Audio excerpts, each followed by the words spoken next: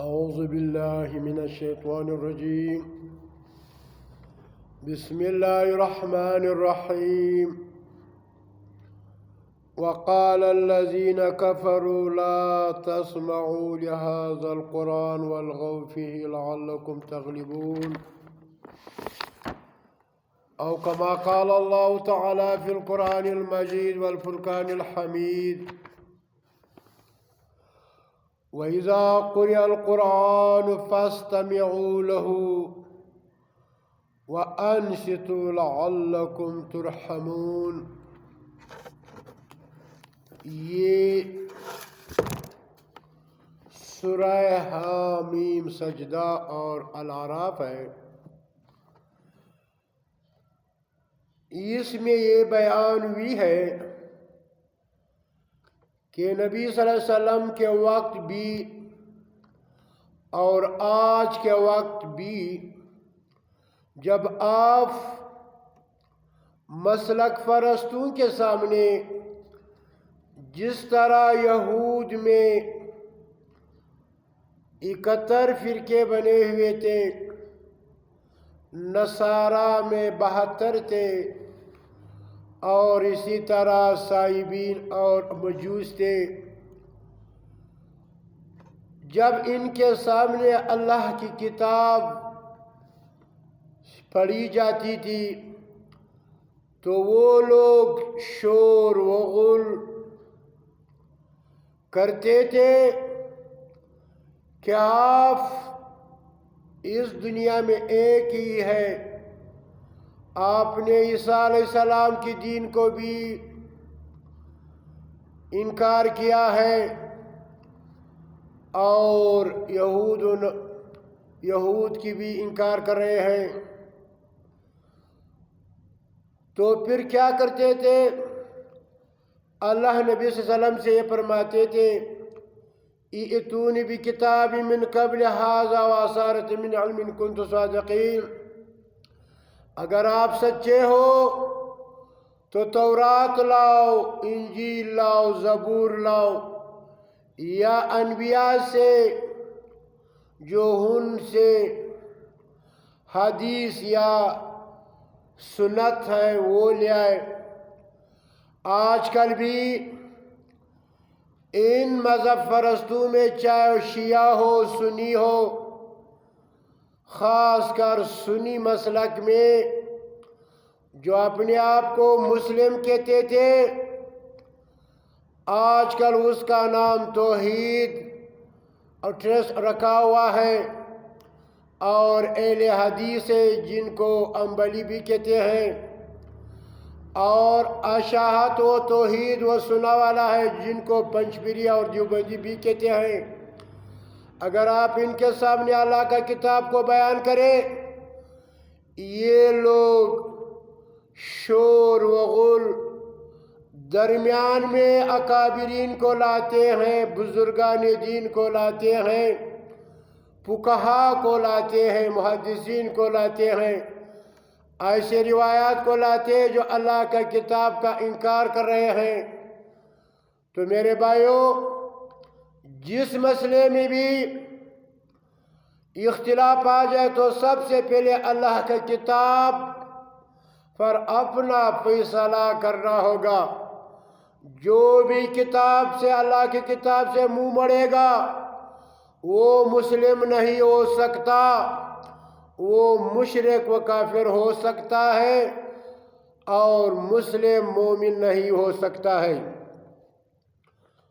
ابھی بھی جس مسئلے میں چاہے شیطان مسلم ہونے کا، بعض لوگ کہتے ہیں کہ نبی صلی اللہ علیہ وسلم کا شیطان نے اسلام قبول کیا ہے، وہ مسلم ہوا ہے، اور دجال کے متعلق جن روایات میں وہ پیش کر رہے ہیں وہ ایسی روایات ہیں جو من گڑت ہے۔ اسی طرح رجم کے متعلق جو روایات ہیں وہ خود اپنی آپ کا انکار کر رہے ہیں۔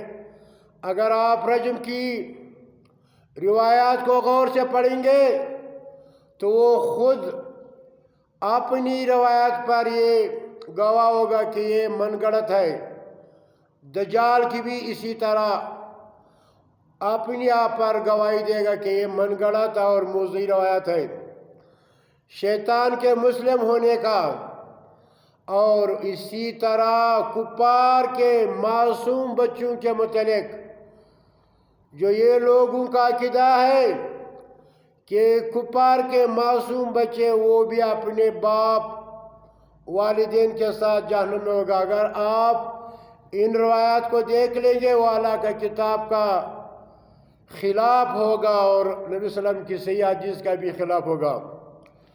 عذاب قبر ہو تو اگر آپ خود اس پر سوچیں اللہ کی کتاب کو پہلے سامنے رکھ کر تو آپ کو معلوم ہوگا یہ جو من گڑت روایات بنے ہوئے کہ اس دنیائی قبر میں روح آتی ہے اور یہ زندوں کی چاپ سنتے ہیں، یہ من گڑت روایات ہے جو اللہ کی کتاب کا خلاف ہے۔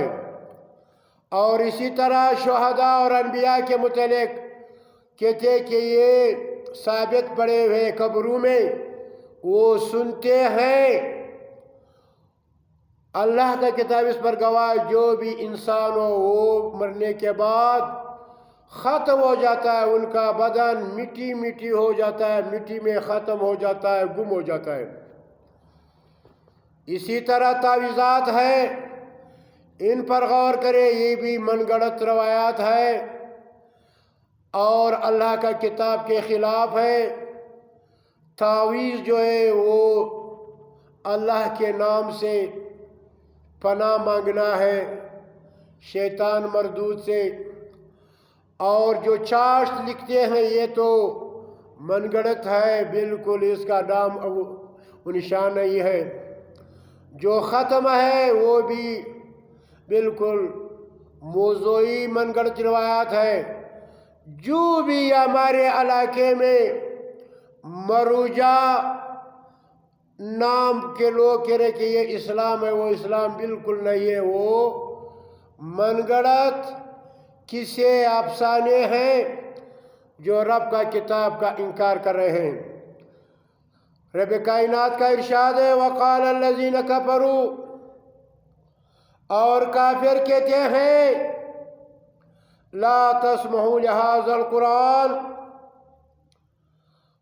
کہ اس قرآن کو مت سنو، والغوا فیہ لعلکم تغلبون، جب یہ قرآن پڑھا جائے تو اس کے درمیان شور و غل مچایا کرو، شاید اس طرح تم غالب رہو۔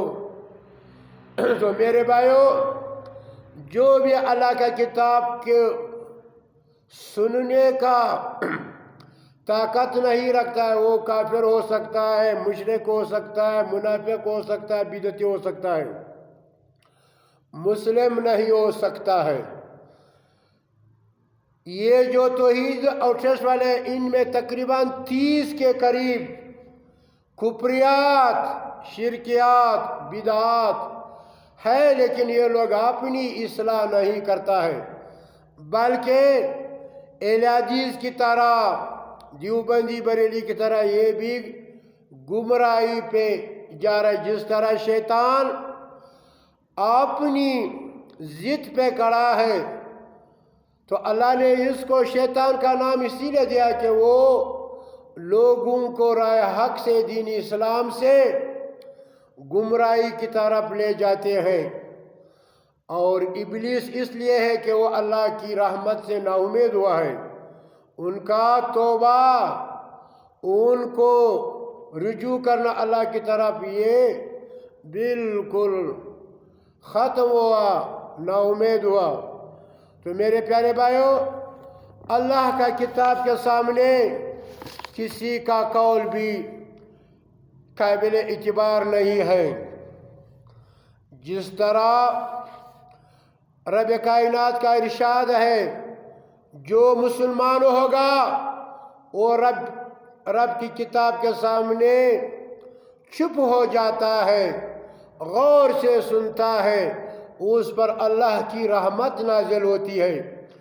وَإِذَا قُرِئَ الْقُرْآنُ، جب قرآن پڑھا جائے، فَاسْتَمِعُوا لَهُ، تم اسے کان لگا کر سنو، وَأَنصِتُوا لَعَلَّكُمْ تُرْحَمُونَ، اسے کان لگا کر سنو اور خاموش رہو تاکہ تم پر رحم کیا جائے۔ جو بھی اللہ کی کتاب کے سامنے چپ ہو جاتا ہے، اللہ کے جو احکامات ہیں ان پر ایمان رکھتے ہیں، زبان سے اقرار کرنا ہے اور دل سے تصدیق کرنا ہے اور عمل سے ثابت کرنا ہوگا۔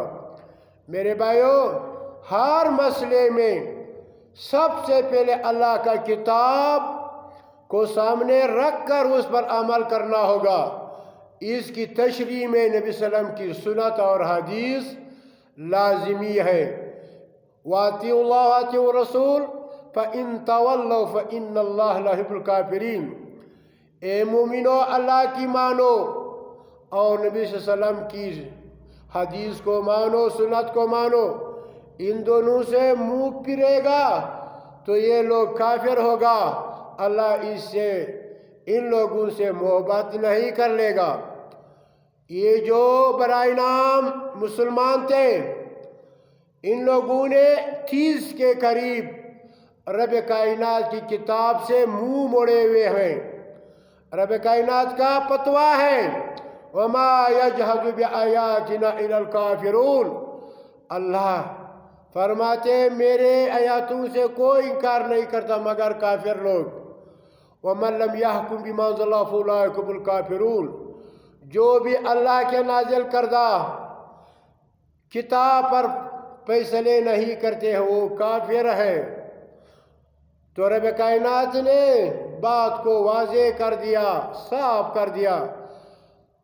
جو بھی رجم کے متعلق اگر آپ پڑھ لے گا، اشعار تنہا فرماتی ہے، یہ ان کے پیچھے لوگوں نے یہ روایت باندھا ہوا ہے کہ رجم کی آیات قرآن میں تھا، بڑے لڑکے کو دودھ دینا، وہ بھی میرے پاس کسی کاغذ پہ لکھا ہوا تھا۔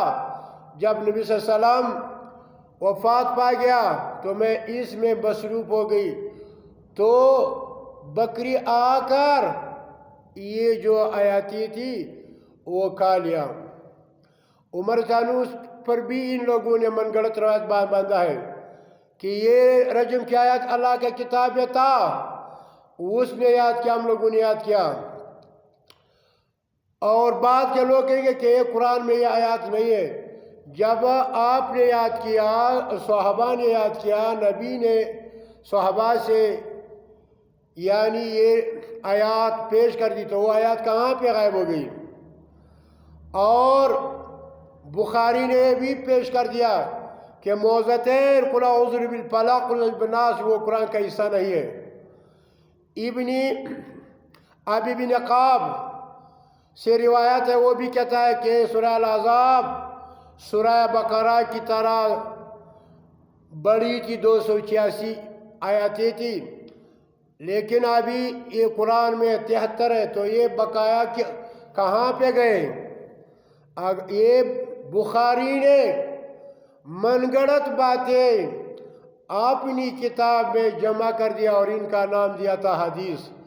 میرے پیارے بھائیو، حدیث جو ہے وہ اللہ کی کتاب کے خلاف نہیں ہو سکتا۔